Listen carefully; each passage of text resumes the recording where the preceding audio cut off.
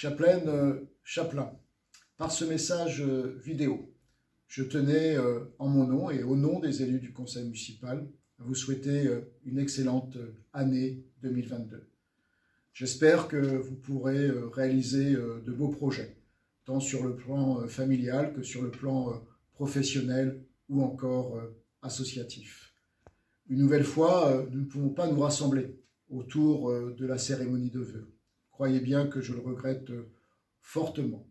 Nous sommes effectivement encore dans une situation sanitaire particulièrement compliquée.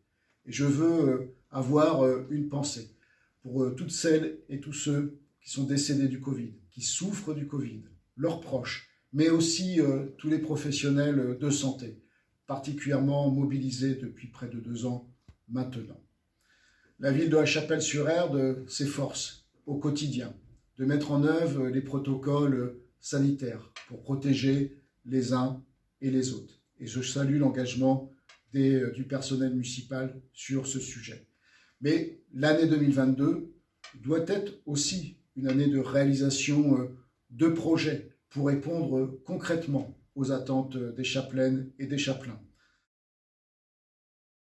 Ce sera par exemple le cas sur le sujet du logement, sujet qui préoccupe beaucoup d'habitants, avec notamment la réalisation de logements pour de jeunes agriculteurs sur le site de la Nouverrière. Mais ça sera aussi la validation du projet de résidence senior pour offrir des solutions complémentaires à nos aînés, ou encore la validation d'une résidence de jeunes travailleurs, là aussi pour répondre à des besoins de logement spécifiques. Cette politique du logement, elle s'inscrit dans une volonté de préserver notre cadre de vie, et notamment nos 70% d'espaces agricoles et naturels. Préserver notre cadre de vie, ça sera aussi le cas en 2022, avec la requalification paysagère d'espaces verts, ou encore des dispositifs de participation citoyenne pour la végétalisation des espaces publics. Et puis, ça sera aussi la volonté de continuer à agir pour développer des composteurs collectifs. Pour avoir un cadre de vie de qualité, il faut agir pour la transition écologique. C'est ce que nous ferons en 2022 avec le soutien au Transistor, un lieu de réemploi récemment ouvert sur la commune. Lieu essentiel pour inciter les uns et les autres à être plus sobres en termes de consommation. Ce sera aussi le début des travaux de la nouvelle déchetterie et ce sera la mise en œuvre du projet Terre à Terre qui consiste à collecter des déchets verts, des biodéchets, pour en faire du compost à disposition des agriculteurs de notre commune. Mais nous souhaitons également continuer d'accueillir par l'intermédiaire du projet de parc d'activité de la Métairie Rouge, des entreprises engagées fortement dans la responsabilité sociétale ou encore dans l'économie sociale et solidaire. Et puis, la transition écologique, c'est aussi l'incitation au changement de comportement, notamment en termes de mobilité. Plusieurs projets continueront d'avancer sur cette année. Tout d'abord, nous allons tirer le bilan de l'expérimentation de pistes cyclables qui avait été initiée en 2020.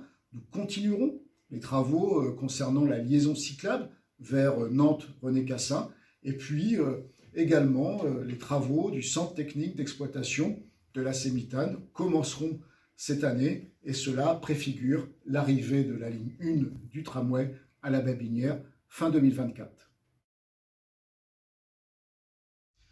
Une équipe municipale se doit de préparer l'avenir et d'avoir une attention particulière envers ses plus jeunes. Et vous le savez, l'éducation est une priorité à La Chapelle-sur-Erdre. C'est pour ça qu'en 2022, nous lançons des études pour un nouveau groupe scolaire sur le quartier des Perrières, pour faire en sorte de répondre à l'évolution des effectifs dans les prochaines années et pour faire en sorte aussi que nos groupes scolaires actuels puissent rester à taille humaine. Ce sera aussi le déploiement des classes numériques. C'est aussi le travail que nous menons avec d'autres communes pour la création d'une cuisine centrale intercommunale. Et nous renforcerons aussi nos équipes de la petite enfance pour continuer de bien accueillir les plus jeunes chapelaines et chapelains. À ce moment, je veux avoir une pensée forte pour tous les agents, qu'ils soient d'État ou des collectivités locales, qui accueillent nos plus jeunes, maintenant depuis 2 ans, dans des conditions difficiles, mais qui font honneur au service public pour faire en sorte que les activités puissent continuer. Être attentif aux jeunes, être attentif aussi aux seniors. Ça sera le cas, puisque j'ai évoqué le projet de résidence senior, mais nous allons continuer en 2022 de déployer la ville amie des aînés. Et nous souhaitons également créer une école municipale de sport pour les seniors. Nous serons aussi attentifs au devenir des familles, puisque avec la caisse d'allocation familiale, nous élaborons une nouvelle convention de partenariat. Et puis, nous pensons toujours aux plus fragiles d'entre nous. Et c'est pour ça que nous allons réaliser une nouvelle analyse des besoins sociaux et nous souhaitons également élaborer un plan local de santé. Une vie communale ne serait rien sans la vie associative. Je veux saluer l'engagement des bénévoles qui, depuis 2 ans, se mobilisent pour continuer au maximum les activités, pour garder le lien avec les adhérents.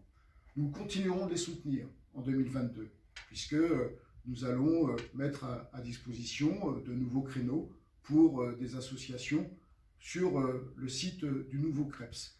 Nous lancerons également les travaux pour la réhabilitation du site Bourgoin-des-Combes. Nous aurons encore de belles manifestations culturelles, je pense notamment à une nouvelle édition du festival Saperlipopette.